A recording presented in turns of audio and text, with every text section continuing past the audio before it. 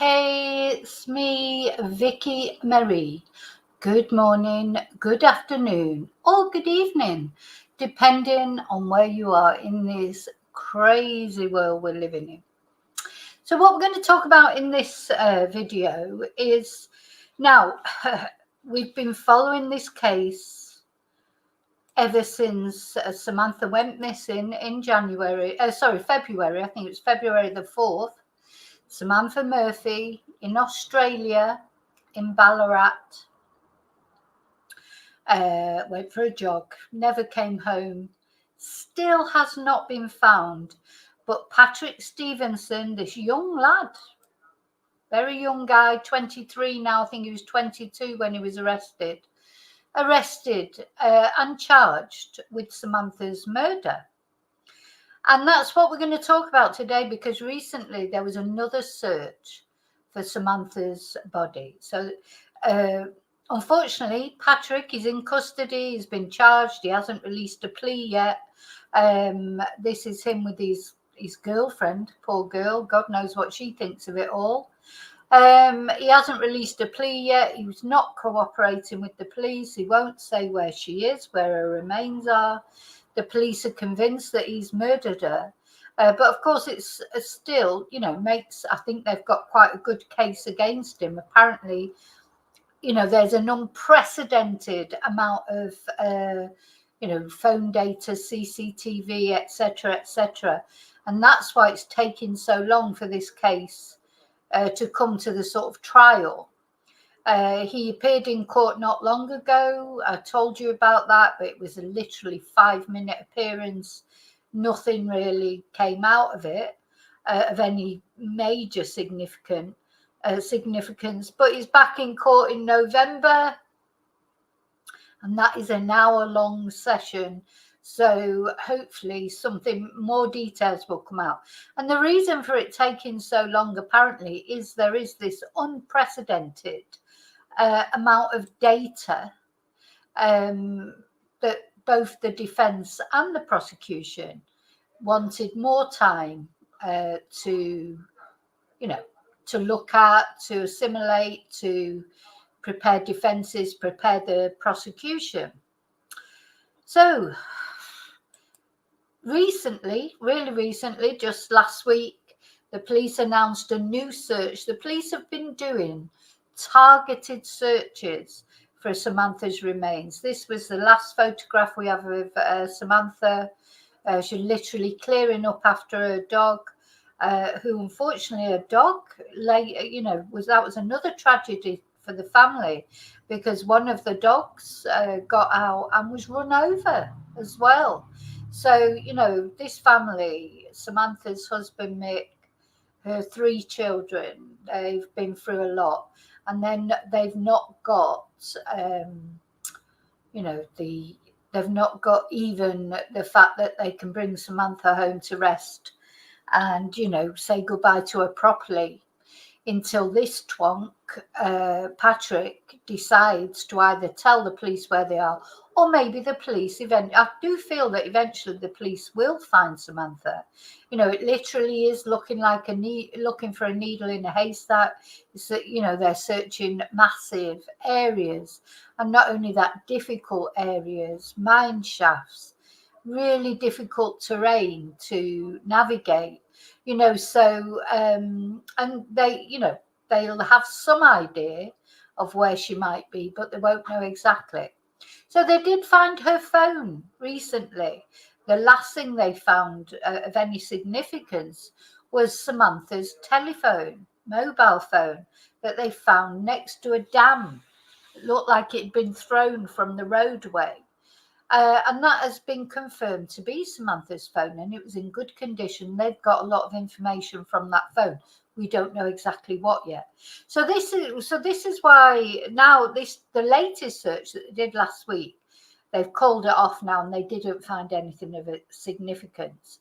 But it's led an expert to say that, in his opinion, and we're going to look at that, what he says, he thinks there's somebody else involved in this crime. right from the beginning, a lot of people have said, how could Patrick do this on his own?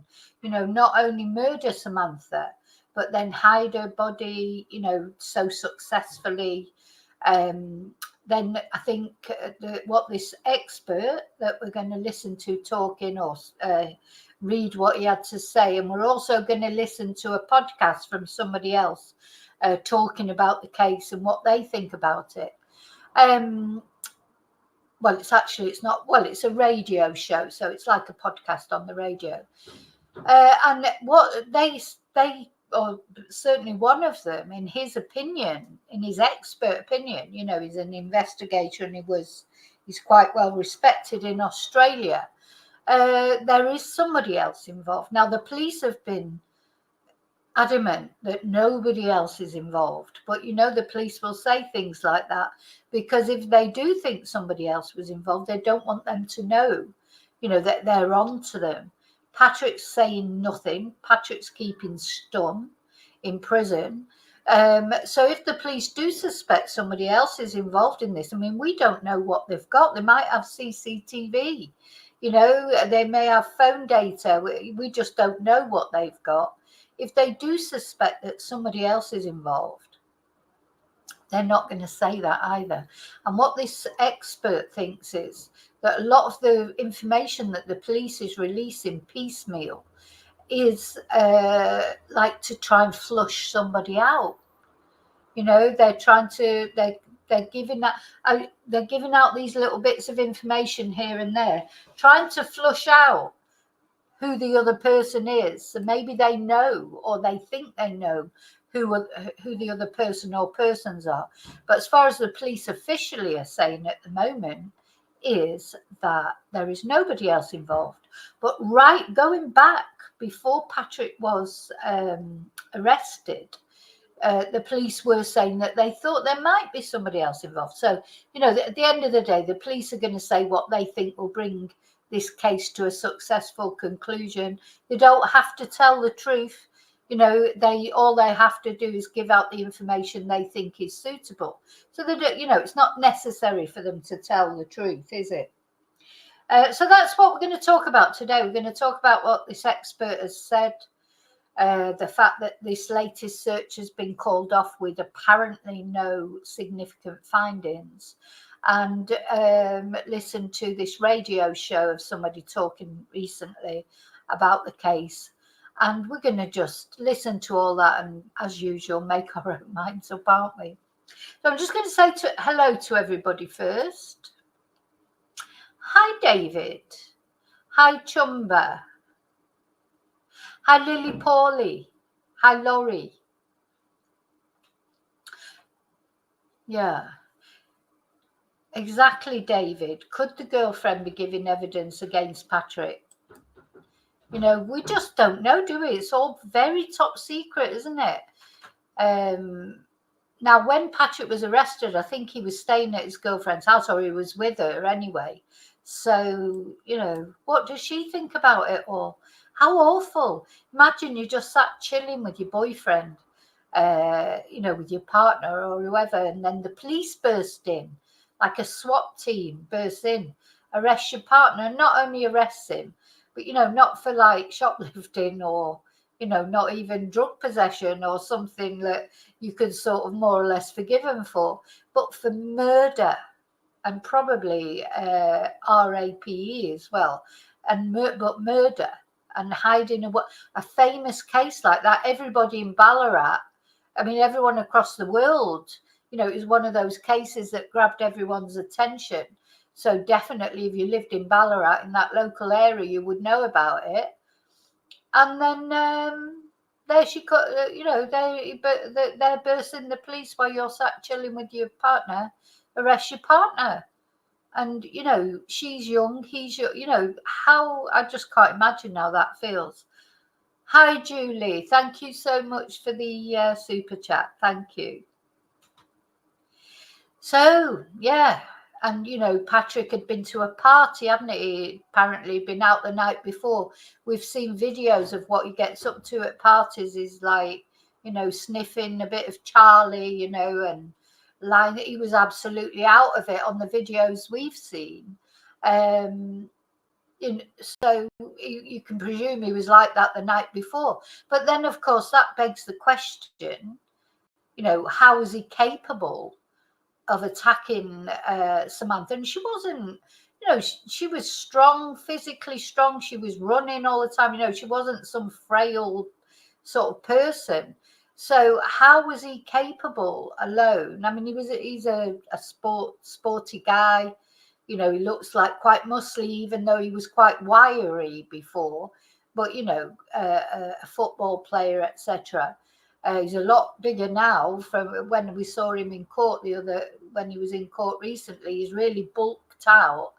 But Samantha wouldn't have just sort of rolled over. I mean, she was strong and that. So how did he do that on his own if he was so coked up and or maybe that gave him strength? I don't know. What does that sort of thing do to you? Does it give you strength? Or when we saw him taking cocaine and being drunk and what if he just looked completely out of it? And you think, but who knows what effect that had on him? Or was he on his own? Or was he with somebody else? So this is the question anyway that I'm asking in this video. So let's have a look. Julie, I hope you're not on the tequila yet. It won't. So happy Wednesday to everyone. I just want to say it's halfway through the week already. And tomorrow night we've got the Nicola Bulley documentary. I feel like not even watching it now. I've got so angry about it all this week. But of course I will watch it and see, we'll see. But anyway, we're not talking about Nicola today. We're talking about Samantha. And let's have a look at, first of all, let's have a look at a couple of videos just saying that this new search was going to, be done. Now let me find it.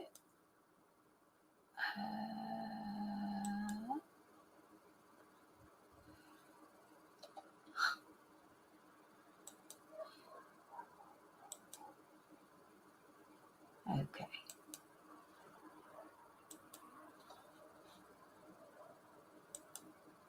Yeah, so just have a look at a couple of news items.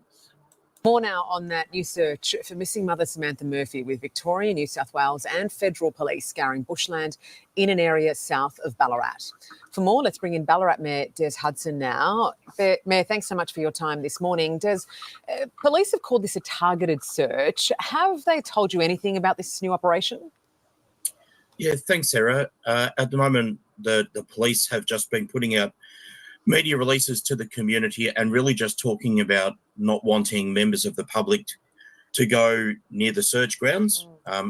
So this is the mayor of the area, Des Hudson. He's spoken quite a lot. He always wears nice, bright clothes and everything. He looks like quite a character. If anyone lives over in that area, you can let me know. Is he a good mayor? Obviously I don't know. He seems to get involved in the community, but I'm just looking at it from a distance.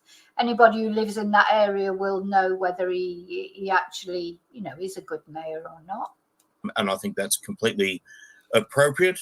At the very start, when Samantha first went missing, we had thousands of people that were going out onto the search grounds in the hope that Samantha might be able to be found alive and well, and obviously that's not been the case. But I would imagine with this targeted search, what the authorities don't want is for people potentially damaging any evidence that may be found in that search location where they are. Yeah, it was interesting, wasn't it? Do you remember right at the beginning, back in February, March time, the police were encouraging people to go out searching at certain areas. And when the police are doing that, they don't think, they don't think they're going to find anything, because that's just, they were happy that the public was distracted, searching certain areas where I'm sure the police didn't think for a minute she was in those areas. So they were saying, yeah, the public can carry on searching, but we're not searching anymore. That's basically what they said, wasn't it? And then there was these big search parties. There was Sausage Gate. Do you remember that? there was the big thing about who'd taken the tray of sausages home after a barbecue for the searchers. All those petty things that happen whenever people get together. In the meantime, the police carried on with their discreet searches here and there, and they did not want the public involved in those searches because they don't want the public. I think the police think they're going to find Samantha, and they want to find her. It's like when they found the phone. Imagine if the public would have been all over that phone, and when it comes to evidence, you've got to keep the public away. But the thing is, how do you keep the public away when you don't know where she is? And the way that you do that is by encouraging them to search places where you definitely don't think she is. I heard a detective saying that about Sarah Payne when Sarah Payne was missing. That's what they did in that case. That was even before social media. They encouraged the public to, because the public like to get involved. This is the thing. The public like to get involved because they want to help. It's not through badness, it's through goodness, but sometimes it can complicate things. So what I loved about that policeman at that time, because the Sarah Payne case, if nobody knows, is a little girl who went missing in the UK. Unfortunately, she was found deceased, but they did catch her killer. But so what he did was they encouraged the public to search a field away from the field that they thought that maybe, there was something, just to give them something to do, keep them occupied. Yeah, you go over there, search over there, keep them distracted while the police search the place where they actually thought they might find something. And that is, I think, what the Australian police have been doing in the beginning. It was, go out and search the area around Samantha's home and where she would normally run. But they knew through phone data that the area that really needed to be searching, they searched that. And all the, they'll have lots of areas. I mean, it's a huge area. You can't cordon off the whole of the state forest. You just can't cordon off the whole of Ballarat or the whole of Australia, can you? So you can only cordon off, you can only really do small searches, keep the public away from small areas. Can't keep the public away from big areas, you just can't. Anyway, so that's what they did. So let's carry on listening. Looking. Yeah, the last police search was 3 months ago. How hopeful is the community that this time there might be some answers? Yeah, this is the roller coaster of emotion that the community rides, and no more so than the family of Samantha Murphy. I think that any new information that will bring to light and that hope that Samantha can be finally laid to rest in a dignified way. Yeah. But while all of this information is there and hopefully the new leads, it just goes to show that those scars are just sitting below the surface for the family and for the local community. Obviously, last week we heard the news with Hannah Maguire's accused, Lachlan Young, who is intending to plead not guilty. So again, the family of Hannah Maguire will ride that emotion, and it just brings... Yeah, so Hannah Maguire, we've looked at her case. You remember Hannah? She went, she went missing, and she was found in a car that had been set on fire, and the police first of all thought it was a self-deletion. Anyway, it wasn't, was it? And her ex-partner has a lackey or something he's called, doesn't matter what he's called. He's now pleading not guilty. So, there's going to be a trial and we'll see what happens there. But you may remember particularly Hannah Maguire as well, because she was a teacher, young girl, another life just lost through domestic violence this time, or breakup violence. And of course, that case as well, you may remember, because that was the case where the GoFundMe, the friend of Hannah that set up the GoFundMe, stole the money from the GoFundMe to feed his gambling addiction. We had a video about that. So that was very sad, not only for the loss of Hannah's life, but then the added trauma that the family had, that the GoFundMe money was stolen. So, you know, there's no end, is there, to these bloody traumas for these families? Brings it back to the surface. So no doubt this will be the same for the Murphy family. And we do hope that the police can have a positive outcome over these next couple of days when they're out there on the search grounds. Yeah, absolutely. There's been so much hurt within that community, hasn't there? You know, the issue here is that it's been 7 months since Samantha went missing, yet the suspect isn't cooperating with police. That must be so frustrating for the community. Yeah, it is that point within the community that lots. God, it must be so frustrating, you know, for Samantha's family and maybe for his family. Because when he appeared in court not long ago, as I say, I watched it and he was like butter wouldn't melt in his mouth. Honest to God, he just looked like this. Oh, you know, he's all polite to the judge. Oh, what, me? You know, oh, I wouldn't do it. He's like the all Australian boy. You know, he's like Mr. You know, he's handsome. He's like came from a good family. His father was a footballer. You know, he's not like, and he was just put on that act. Oh no, I wouldn't do anything wrong. He was just like Bambi in the headlights, and this makes me sort of, because people do. You know, he got away with because we found out, didn't we, that actually, I think it was a year before Samantha was murdered, he got away with smashing his motorbike into a tree or whatever when he was drugged up, drunk or whatever he was.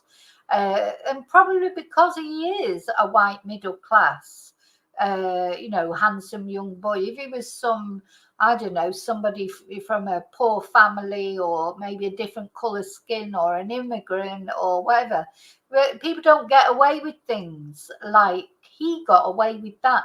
And if he hadn't got away with that, because no charges were ever brought, if he hadn't got away with that, would Samantha still be alive now? Because he was escalating, wasn't he? He was living this lifestyle where he thought he could just go out, get drunk, get stoned, you know, take drugs, drive home, ride his motorbike, you know, do whatever he wanted.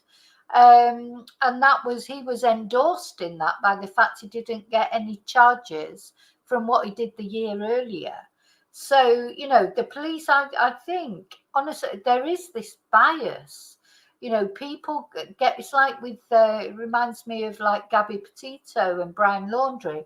He got believed when the police stopped him because he was some white middle class young lad who the police believed him, you know, because, and took his word over Gabby's because she's just a little woman, you know, like, oh, it just drives me mad because the police are human beings like the rest of us.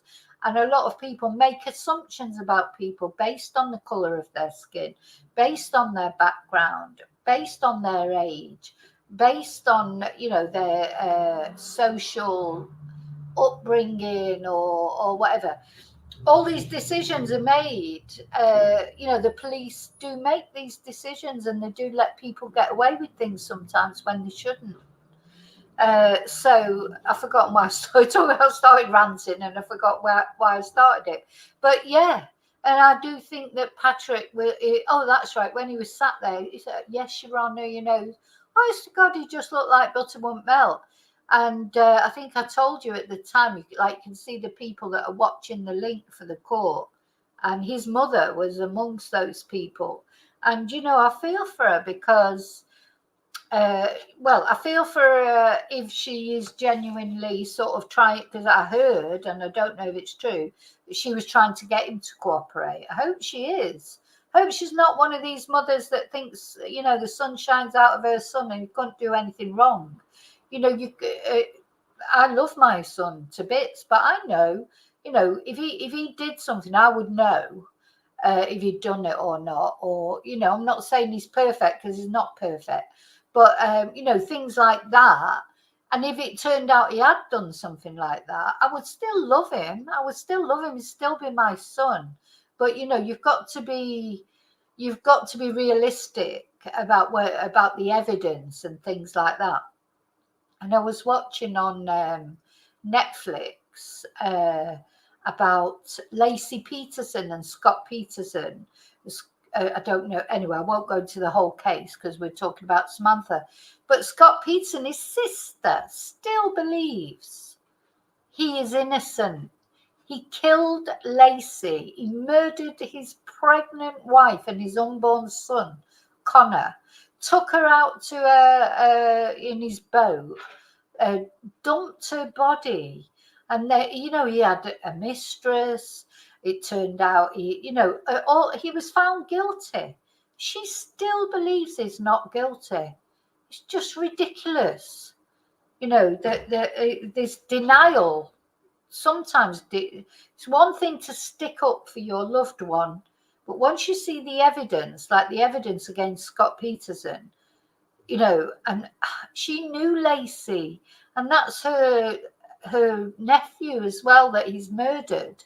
How could she? It's just beyond me. But anyway, that's how strong denial can be. I think you can never underestimate the power of denial. When somebody doesn't want to believe something, how they can just ignore everything, the truth that's staring them right in the face, because they just don't want to believe it.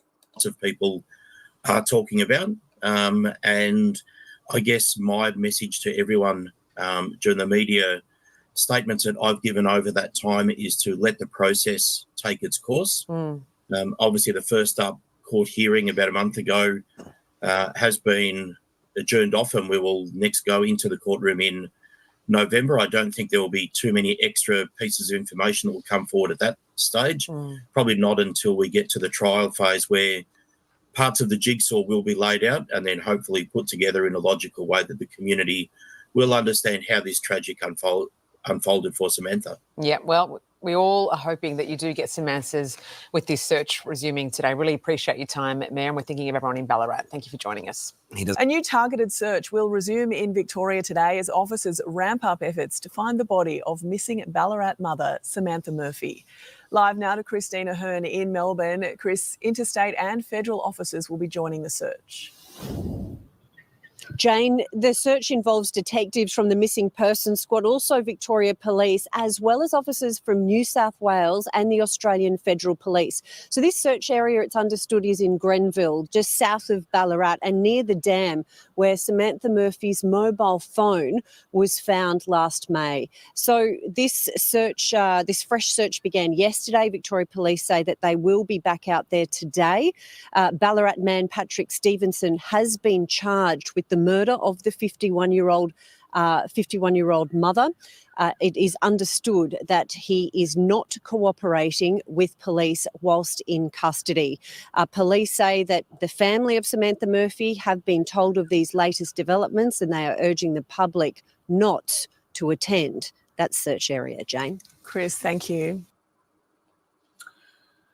Okay, so hi, Joanne. So, unfortunately, the searches have finished now. For now, I'm sure they'll start up again. So what I want to read you now is what this expert said, that he thought that these searches are about. There might be a way of trying to flush somebody out, which could be, couldn't it?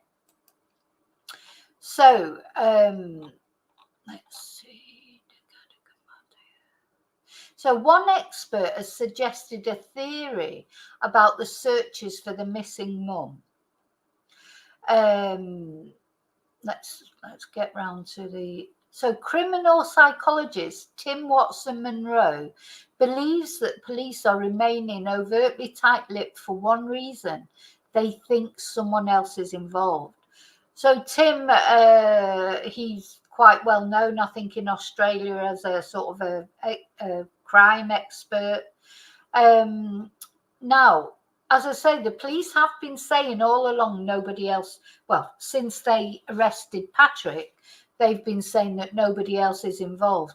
But Mr. Watson-Monroe said he believes another person was involved in the disposal of her phone at the dam, as it was in good condition when it was found.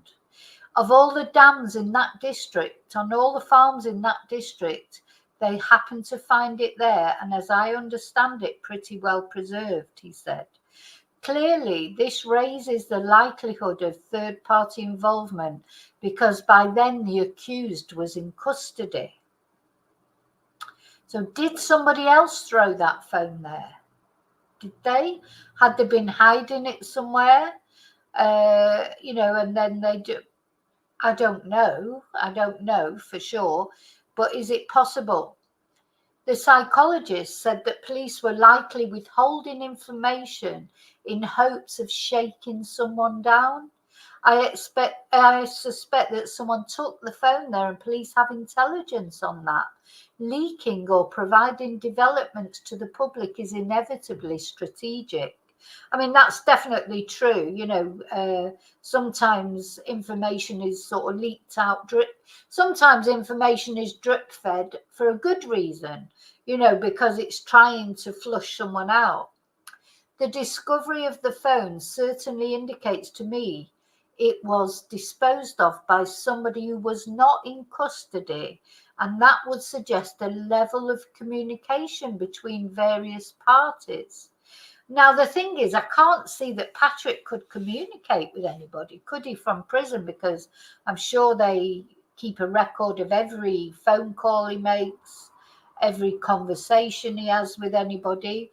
But then before that, was Samantha killed by more than just Patrick? Maybe it was him and a friend, or, we don't know, do we? We don't know. Now, whether that person was involved in the crime, who knows, he said. Probably unlikely. So otherwise, was it somebody that Patrick gave the phone to or confided in, but that person wasn't involved in the actual crime but tried to cover up for him? Personally, I don't think so, because I think who would do that? Even his parents. You would definitely, if it, I'm just thinking about it with my son. If it was my son, I would definitely cover up for him with things that weren't so serious. I'm not saying I wouldn't cover up for him for minor things, but I definitely, if it was something like this, I know for a fact I just wouldn't cover up for him. Just wouldn't. He'd have to face the music if he did something like this. But yeah, for maybe, you always do. You're bound to stick up for your children, no matter what. You might have a go at him, like, it reminds me of like when jobs that I've worked in, when I've been a manager, and that I always stuck up for my staff, no matter what happened. Now, even when it was their fault, but afterwards, like if they had an argument with a customer, in front of the customer, I would stick up for my staff always. But then afterwards, I'm not saying I would be horrible to the customer. I wouldn't, but I wouldn't put my staff down in front of them. But afterwards, I would have a go at whoever it was and say, like, that's your one strike, you're out. I've stuck up for you there, but if you ever talk to a customer like that again, or if you ever do that again, so this is a whole nother thing. But you give it, if my son did something what I considered minor, even if it was against the law, but not hurting another person. I mean, without I could probably, make him think that I'm not law abiding. I am, but I would certainly let him know that I didn't agree with what he'd done. But if he'd done something like this, violence against a person, especially a woman, anything, so serious as this, no, I would definitely dob him in. I'm sorry, but I would. And he'd have to face the consequences for what he did. I couldn't stick up for somebody or cover for somebody, whether it was my son or not, or any member of my family or anyone. I couldn't cover up for them, knowing that a woman had lost her life because of it. How could you cover up? So I don't think, I don't think his parents will be covering up for him, but you never know. But is it a friend could be covering up for him? Sometimes people believe what somebody tells them, don't you? You might have been saying to someone, I don't know why they're suspecting me. It's nothing to do with me. I'm being wrongly, judged, like bloody Scott Peterson and his sister. Think she's actually done a law degree recently, so she can protect, she can look into the law more and try and get him. She's still trying to get him released even after what he did. He is a monster. Scott Peterson is the worst kind of monster because he's another one. Handsome, had everything laid on a plate for him, had, the best, given his parents were rich. He was given everything he ever wanted. He didn't come from a broken home. He didn't come from, it wasn't a single parent family that everyone blames everything on. It wasn't any of those things. He was just a complete twonk, a complete monster, that he could murder his heavily pregnant wife and his son that was just about to be born, not far off being born. Absolutely, for the sake of, he wanted to be free. He didn't want a baby. He didn't want to be married anymore. He had all these different girlfriends, and one in particular, that Amber Fry, who I feel sorry for her because he told her he was single. So it's not her fault if she got involved with a married man who told her that he was single. So I don't know with Patrick whether anyone else was involved or not, but you just don't know. It could be a friend of his, young lads. I don't know. I'm just thinking of if my son, if his friend said to him, "Oh, by the way, I've murdered this woman, but can you just look after this phone for me?" My son would tell him, he'd go straight to the police. He wouldn't stick up for his friend for doing something like that. So this is why Mr. Watson Munro says it's taking so long to find the body, because the terrain where she went on her jog has been one of the biggest barriers to finding her body. The area is riddled with abandoned mine shafts, which have provided an added danger to rescue teams. I mean, it's certainly a very difficult terrain. So this is where they found the phone. This is Samantha leaving that morning, going on a 20-kilometre run. This is not CBD Melbourne, where you have all witnesses, harder to dispose of a body and so on. And of course, you have limited CCTV, etc., because it's in the wilds. It's not like a city where there's CCTV everywhere. You've got the wild blue yonder, he said. There's a lot of places where a body could be disposed of without being discovered, and it really is a needle in a haystack. So police have asked members of the public not to attend the search area as police continue their investigation. The investigation remains ongoing and is focused on locating Samantha's body, a spokesman for Victoria Police said on Thursday. We're not in a position to supply further specific details of the operational activity at this time. So let me know in comments what you think. I'm sure you've all got opinions about this. I've seen over the months a lot of people saying he must have had somebody else help him, etc. Maybe.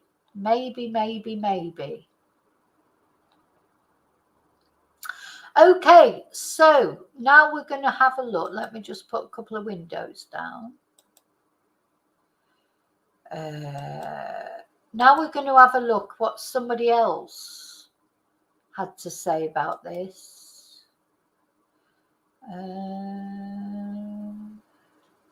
Yeah, we've watched that. Okay, so we're going to have a look what this guy Sly, it's someone that probably, if you're in Australia, you will probably know who he is and know something about him. I don't know anything about him. But he is a crime reporter, John Sylvester, who's also known as Sly of the Underworld. And he was on 3AW Breakfast, and he's talking about why he thinks interstate police are now involved. So the thing is, the amount of people, different forces, etc., that are involved in this search, it's increased and increased.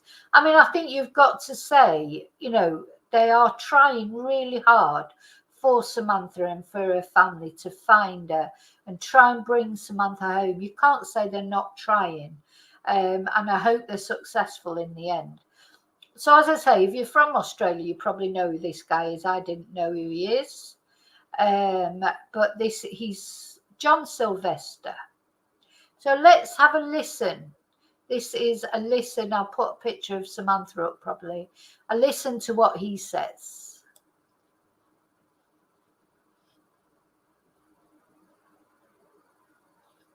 Quick question on a serious matter. Why are there interstate police involved in the renewed search for Samantha Murphy? Because they have particularly trained dogs, but that sort of task, and also I believe the feds have got some particularly groovy equipment looking for the sort of things they are. And it shows you the greater cooperation that's going on. We had the New South Wales and Queensland police down for the riots. Mm-hmm. Good on you, Sly. So short but sweet. But he's saying, let's listen to it again. He's saying it's because they've got specialist type things. Quick question on a serious matter. Why are there interstate police involved in the renewed search for Samantha Murphy? Because they have particularly trained dogs, but that sort of task, and also I believe the feds have got some particularly groovy equipment looking for the sort of things they are. And it shows you the greater cooperation that's going on. We had the New South Wales and Queensland police down for the riots. Mm-hmm. Good on you, Sly. So, yeah, I mean, they're using as much, information that they can, as they're using as whatever resources they can. Right, I've got one more news thing to show you somewhere.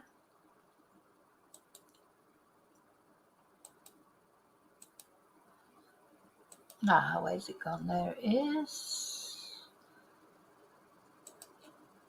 I've just got to take that off.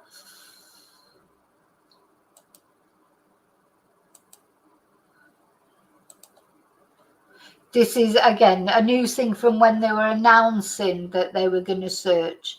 Unfortunately, as I say, they haven't actually found anything. Samantha Murphy. Chief Crime Reporter Cassie Zervos has the exclusive details. Cassie, police have just launched a new search.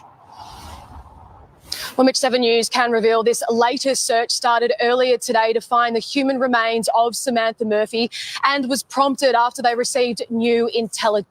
So it says it was prompted after they received new intelligence. So I don't know what that was. But again, this is last week, remember. So this search has come to an end now, just to remind you of that.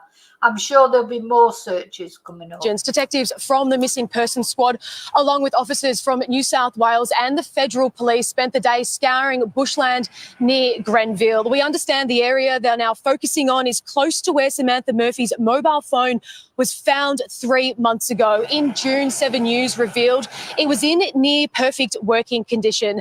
The Ballarat mother was last seen in February after telling her family she was going for a run. Patrick Stephenson.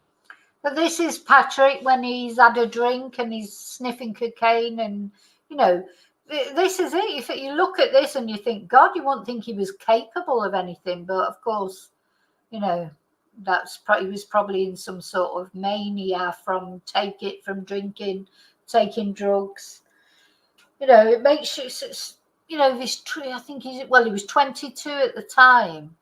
And he wasn't like he was a golden boy on paper only, wasn't he? He'd done his dad had got him out of trouble so many times because his dad was riding on his reputation of playing for NFL, even though he only played for them a few times. But apparently they're treated like gods, aren't they, in Australia, football players? And he'll have been known, in the area, and good old boys, all that sort of thing. So when Patrick got into trouble, as I say, because he wasn't, like an ethnic minority or an immigrant, and he's like a good old Australian boy with a good family, he got away with it. He did get away with it. There needs to be questions about that. Why was he allowed to get away with it? Stephenson was arrested and charged with her murder earlier this year. Police say he's refused to cooperate with investigators this entire time. He'll be back in court in November. Police tell me the search will resume first thing tomorrow. They are determined to deliver justice to Samantha's grieving family. Mitch. Cassie Zervos at police headquarters. Thank you. Yeah, I think they will find her. Sooner or later they will find her, but it's just... you know, hopefully they'll find her before it comes to, you know, the trial. So he's appearing in court again in November. I'll definitely be watching that, see if we find out any more then. You know, of course, the longer it goes on, not finding Samantha, the less, what's the word, forensic evidence they're going to be able to find from her body. But I think in the end, it goes beyond that. It's not even about, they've obviously got enough. They had enough evidence to arrest Patrick and charge him with murder. So I don't know if finding the body is going to make any difference to that. I think they've got enough evidence for that. I think finding the body is all about bringing Samantha home for her family. And, you know, to me, it's like Patrick, he needs, you know, he needs to be thinking about his legacy. You know, he's already he's left a shit legacy. If he died tomorrow, his legacy that is left is that he murdered a woman, took her away from her family, and, you know, well done, Patrick. You know, are you proud? Are you proud, Patrick? Have you made your parents proud? But one thing he could do is say where she is. A little bit of redemption for the next world and for his parents, you know, and his family. He could do, you know, he could just do something good in his sad, bloody, revolting life that he's had so far. He could do one thing that would at least redeem him a little bit in the eyes of everyone and in the eyes of whatever he believes in. Maybe don't believe in anything. Well, he'll soon find out. He'll get a shock when it comes to the, you know, you might think, oh, he's only 20 now, or 23 now, or it'll be ages before he goes to meet his maker, but it comes around a lot quicker than you think it does. And I'll tell you what, he'll be scared. When it comes to that time when he's going to meet his maker, nobody will be more scared than him, because he's the one who's got something to worry about. You know, we all do things in life that aren't, you know, that we're not proud of, but things like that. Most of us don't do things like that. And oh my God, I don't know how he can sleep at night. You know, he must be some sort of psychopath. And I think he's, thank God he was caught finally, because you think at 23 or 22 he's never going to do it. If he's done that he's never going to do anything again. Maybe he was a serial killer in the making, and luckily he was caught the first time. So yeah, let's have another, because you know, butter wouldn't melt. This is what a murderer looks like. You know, people think murderers, you know, they're like, look like I don't know, look like what they are. They come out sort of drooling and, you know, I don't know, covered in hair and tattoos and, you know, look like they're a murderer. They don't, they look like that. That's what a murderer looks like. Butter wouldn't melt. Innocence personified, just the good old, handsome young lad, girlfriend, job. He was a tradesman, wasn't he? Electrician or something. Another electrician, something about electricians. He says something about electricians or what, and there he is. He looks a bit smug and that, but you know, he's like just typical young boy. You know, probably been told the sun shines out of his arse all his life, like Stephenson, protected from everything that he ever did wrong, and that's what he's ended up doing. Taking a woman like Samantha away from her kids. And from all intents and purposes, Samantha, you know, is a special person, was a special person who did nothing but good in the world, was kind. You know, Samantha was kind, was generous, thought about other people, was a fantastic mother, a fantastic partner. And this twonk came along and thought he had the right to take her away, allegedly. Just makes me so angry. Anyway, so we'll see. I'm sure there'll be more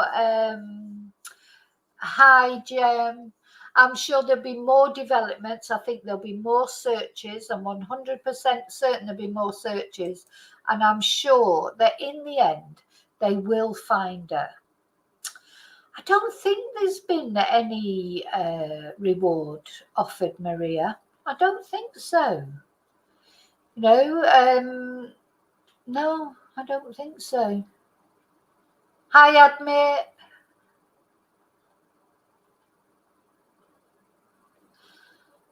Ah, right, Maria. Now, is he good? Yeah, I've never heard of him before, but I must try and look for some of his things he says.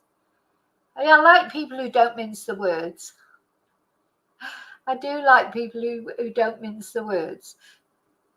So I hope I didn't miss anybody coming in. I don't think I did. I think I said hello to everyone. But I've got to go. I've got some classes soon. Yeah, I just thought I'd come on and do a live in the middle of like I've got class in about an hour, I think. So I've got to get ready for that. I think what I'm going to do to just finish off now, something that I've not done for a while, I'm going to, a word from my sponsor. I am my own sponsor. So I'm going to tell you about the Spanish classes, my Spanish books that are on Amazon. I'm going to tell you about the Confessions of a Spanish Teacher that's on Amazon as well.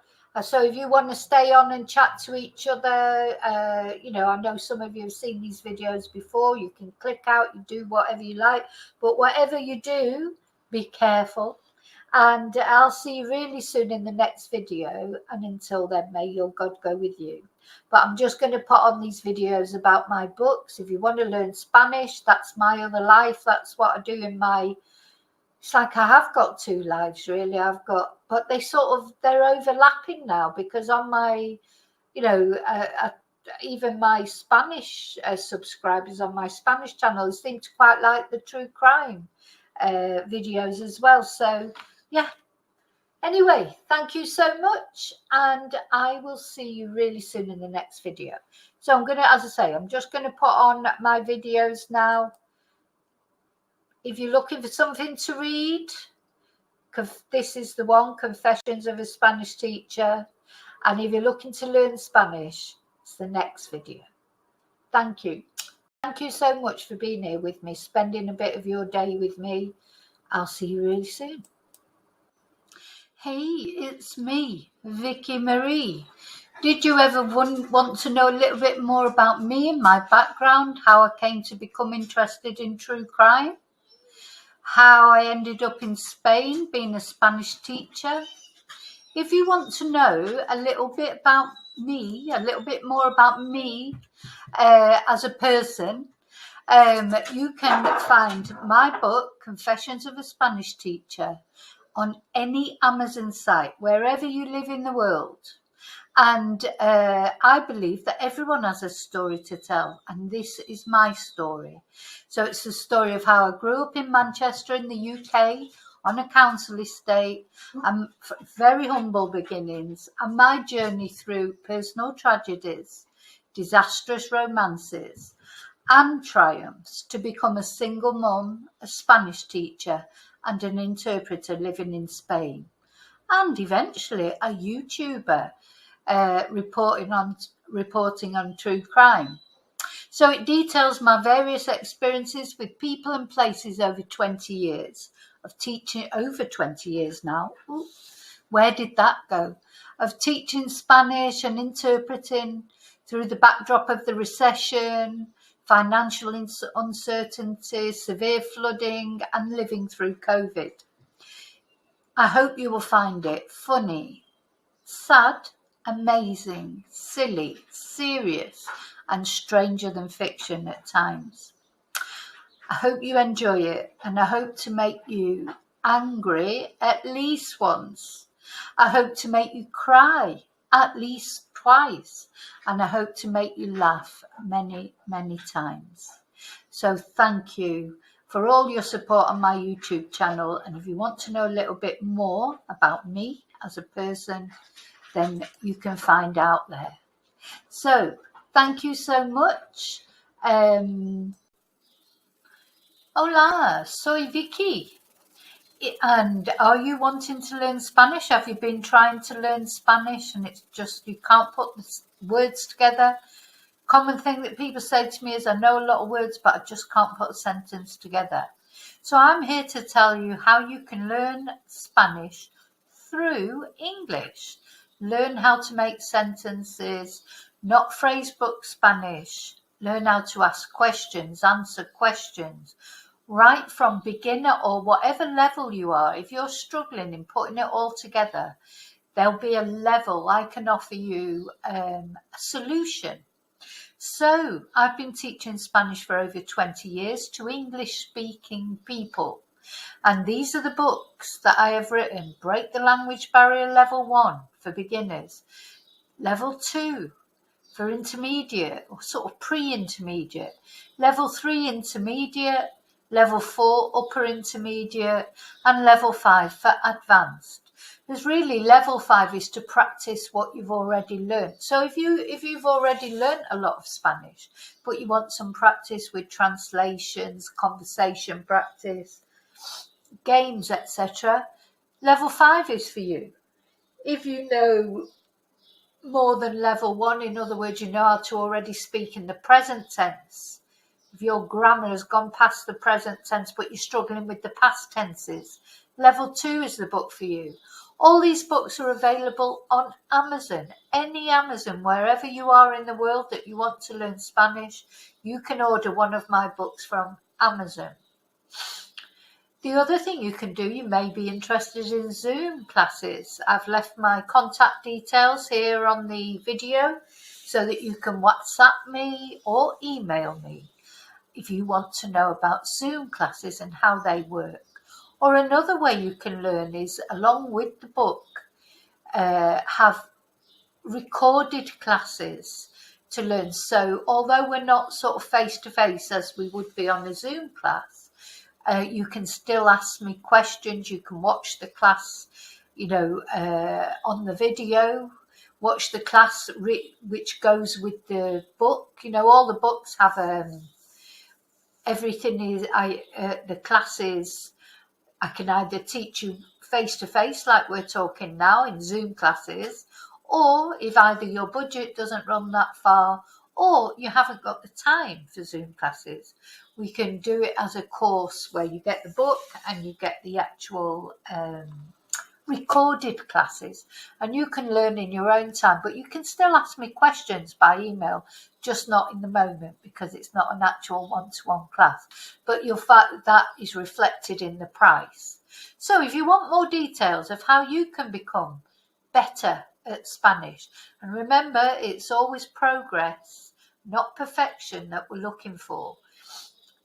Perfection is impossible. Believe me, if you're going for perfection, that's not going to happen for a long time, if ever.